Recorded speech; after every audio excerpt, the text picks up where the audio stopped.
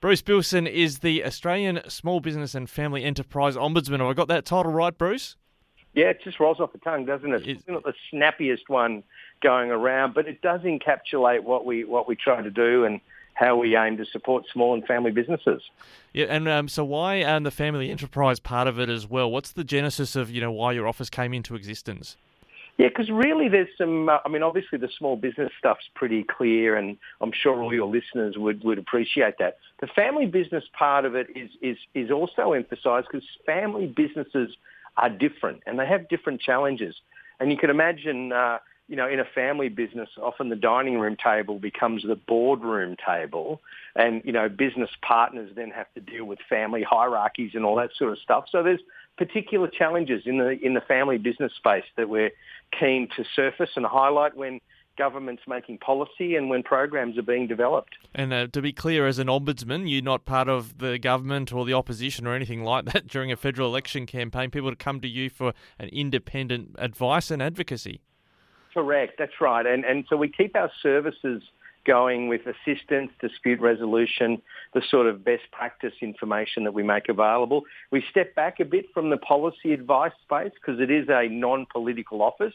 It's independent. Whilst we do provide the government of the day policy advice and fairly frank advice about how programs and things could be improved, we park that during the election campaign. It's called caretaker period, so we won't be talking too much about that right now. Now, some family enterprises are family farms. Do you get much coming from the farming sector reaching out to your office for help? Yeah, we do. There's a couple of things that we do. One of them, Ricky, is that we act like a concierge. So, like at good hotels, the concierge themselves can solve a whole bunch of problems and get stuff sorted for you. But if they can't, they know where best to refer you, and they use those relationships to make sure you get satisfaction, even if the concierge themselves isn't the one doing it. Now, we're much the same. So I work very closely with the state small business commissioners, and there's a really capable team of those around the country, including in Victoria and South Australia. But we also work closely with other agencies where support can be provided. It might be around a financial complaint where someone who's funded a harvester might have some issues with the company that financed them. Or in some other areas, we oversee the dispute resolution mechanisms in the dairy code, for instance. So, we have quite a number of touch points with the farming community. Now, leading into Easter, it was probably the first holiday period where we had borders open again as they used to be, and certainly people freely able to travel. And you've had some concerns to make sure that, I guess, when it comes to customers, they just give maybe a little bit of a break to the small business owners when they're trying to provide a service. Yeah, absolutely. All reports point to a bumper Easter, and to you and your listeners, may you have a wonderful Easter period. But it's $9 billion worth of economic activity is what the forecasters are suggesting, and that's a great sign. It's probably the first Easter in a couple of years where there's some clear air for people to move more freely and engage in, the joy of travelling into regional Victoria, regional South Australia and regional New South Wales, anywhere you want to go.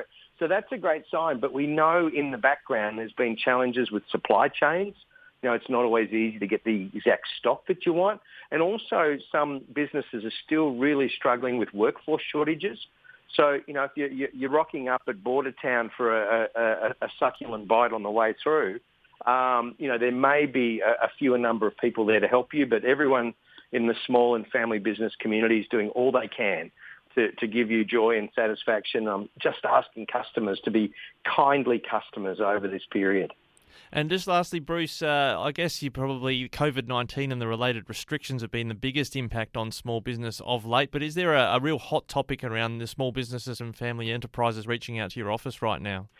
Yeah, look, in terms of disputes, there's still a few disputes around where people have had, say, long-standing arrangements that have been really shaken up by COVID, or they've been involved in contractual arrangements that assumed they'd be trading freely, but that's not been possible, and that's now emerged as a bit of a dispute. The other big one, though, is around trying to get the talent you need, the real workforce challenges. So a few things out there, but the sun's shining. There's wind in the sails for small business over Easter, and I hope your listeners are are spending their money wisely, supporting those small and family businesses that bring such vitality and livelihoods to particularly regional communities. Well, Bruce Billson, if someone wants to reach out to you for more information or a bit of help with their small business or family enterprise issue, what's the best way to get in touch? Best one's probably through our website. There's some great resources there that are helpful, but there's also the links where assistance is required. So jump on the technology, go with the W's, and then asbfeo.gov.au. So that's Australian Small Business and Family Enterprise Ombudsman, the acronym asbfeo.gov.au, and we're here to help. Thanks very much, Bruce. Good to know. And you also have a good Easter break too. Thanks, Ricky. Best wishes to you and your listeners.